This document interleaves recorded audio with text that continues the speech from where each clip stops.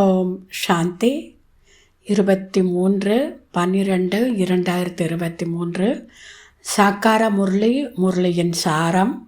இனிமையான குழந்தைகளே, தன்னுடைய சர்நேம் அதாவது சார்ந்துள்ள குடும்ப பெயரை சதா நினைவில் வையுங்கள். நீங்கள் இறைவனின் குழந்தைகள். உங்களுடையது ஈஸ்வரிய குலம். நீங்கள் தேவதைகளை விடவும் உயர்ந்தவர்கள். உங்களுடைய பண்புகள் ஒரு ராஜாவிற்குரிய அதாவது ராயல் மேனர்ஸ் இருக்க வேண்டும். கேள்வி: பாபா குழந்தைகளை தமக்கு சமமாக அன்பு கடலாக ஆக்கியுள்ளார் என்பதற்கான அடையாளம் என்ன? பாபா குழந்தைகளை அவருக்கு சமமாக அன்பு கடலாக ஆக்கியுள்ளார் என்பதற்கான அடையாளம் என்ன? பதில்: குழந்தைகளாகிய நீங்கள் பாபாவிற்கு சமமாக அன்பானவர்களாக ஆகியிருக்கிறீர்கள். அதனால்தான் உங்களுடைய நினைவு சின்னங்களாகிய சித்திரங்களை அனைவரும் நேசிக்கின்றனர். மிகவும் அன்போடு பார்த்து கொண்டே இருக்கின்றனர். லக்ஷ்மி நாராயணர் சதா சிரித்த முகத்துடன் மனதை மகிழ்விப்பவராக உள்ளனர். இப்போது நீங்கள் அறிவீர்கள், பாபா நம்மை ஞானம் மற்றும் யோகத்தினால் மிக மிக இனிமையானவர்களாக ஆக்கிக் கொண்டிருக்கிறார். நீங்கள் வாயினால் சதா ஞான ரத்தினங்களையே வெளிப்படுத்த வேண்டும். உங்களுடைய வாயிலிருந்து எப்பொழுதுமே ஞான ரத்தினங்கள் தான் வெளிவந்து கொண்டே இருக்க வேண்டும். பாடல்: நீ அன்பு கடலாக இருக்கிறாய். ஓம் சாந்தி.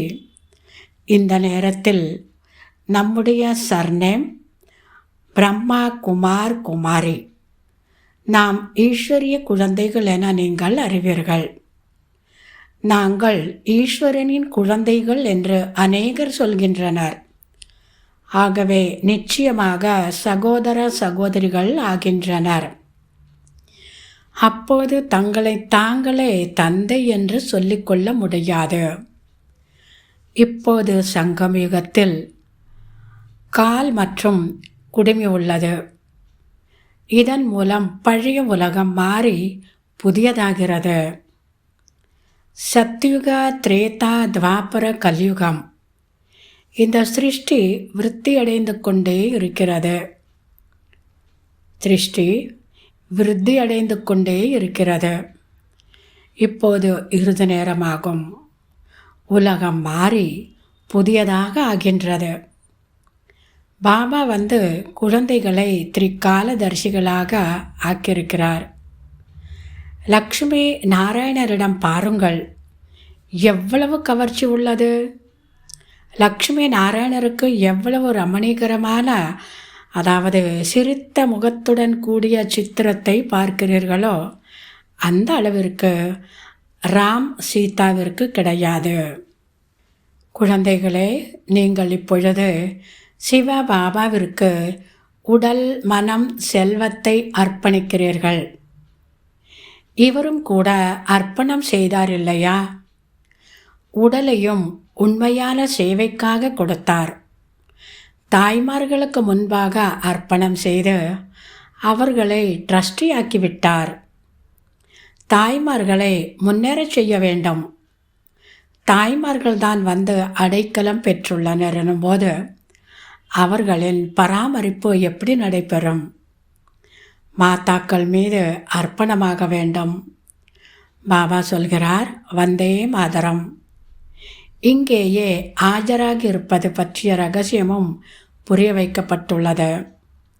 ஆத்மா அழைக்கிறது, ஓ காட்ஃபாதர் என்று. இப்படி எந்த தந்தையை அழைக்கின்றனர்?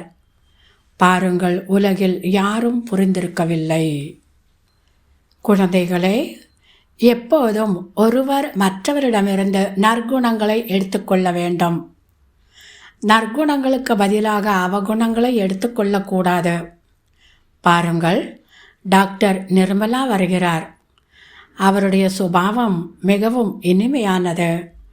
சாந்தமாக இருப்பது, கொஞ்சமாக பேசுவது. இப்படி எப்படி என்று அவரிடம் கற்றுக்கொள்ள வேண்டும்.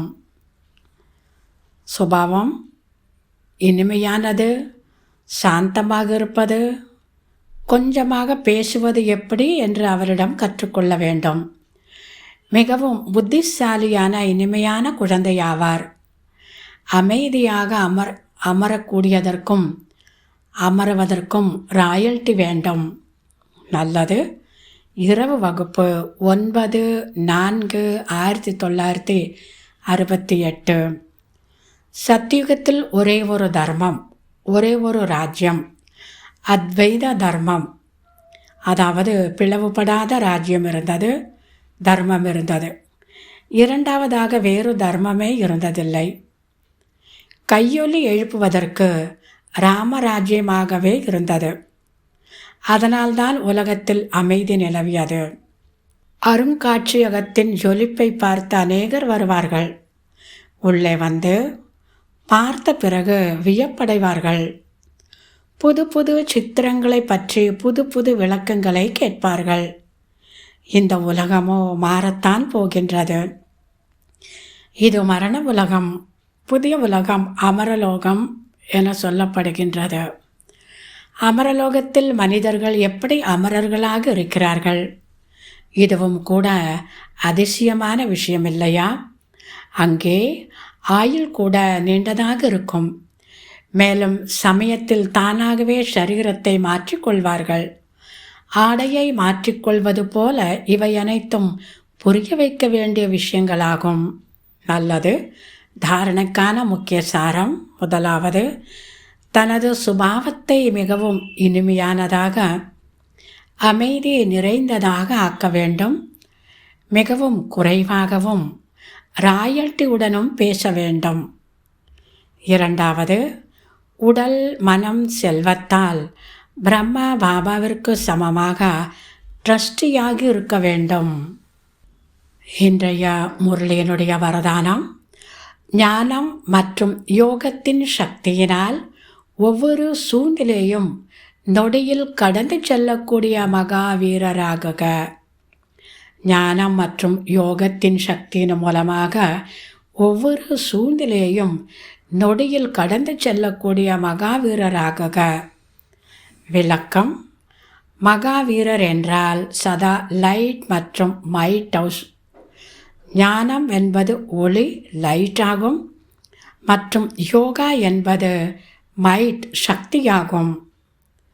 யார் இந்த இரண்டு சக்திகளில் நிறைந்திருக்கிறார்களோ அவர்கள் ஒவ்வொரு சூழ்நிலையும் நொடியில் கடந்து விடுகின்றார்கள். ஒருவேளை சரியான நேரத்தில் தேர்ச்சி பெறுவதற்கான சமஸ்காரம் ஏற்படவில்லை என்றால் இறுதியிலும் கூட அந்த சமஸ்காரம் முழுமையாக தேர்ச்சி பெற விடாது. யார் சரியான நேரத்தில் முழு தேர்ச்சி பெறுகின்றார்களோ அவர்களை மதிப்புடன் தேர்ச்சி பெற்றவர்கள் என்று கூறப்படுகின்றது. தர்மராஜரும் கூட அவர்களுக்கு மரியாதை கொடுப்பார். இன்றைய முரளியினுடைய ஸ்லோகன்: யோகா அக்னியினால் விகாரங்களின் விதையை எரித்து விட்டீர்கள் என்றால் தக்க சமயத்தில் ஏமாற்றம் அடைய மாட்டீர்கள். யோகா அக்னியினால் விகாரங்களின் விதையை எரித்து விட்டீர்கள் என்றால் தக்க சமயத்தில் ஏமாற்றம் அடைய மாட்டீர்கள். நல்லது. இனிமையிலும் இனிமையான 5000 வருடங்களாக காணாமற் போய் மீண்டும் கண்டெடுக்கப்பட்ட செல்ல குழந்தைகளுக்கு தாய் தந்தை பாப் தாதாவின் அன்பு நினைவுகள் மற்றும் காலை வணக்கம். ஆன்மீக குழந்தைகளுக்கு ஆன்மீக தந்தையின் நமஸ்காரம். ஆன்மீக தந்தைக்கு ஆன்மீக குழந்தைகளின் நமஸ்காரம். ஓம் சாந்தி.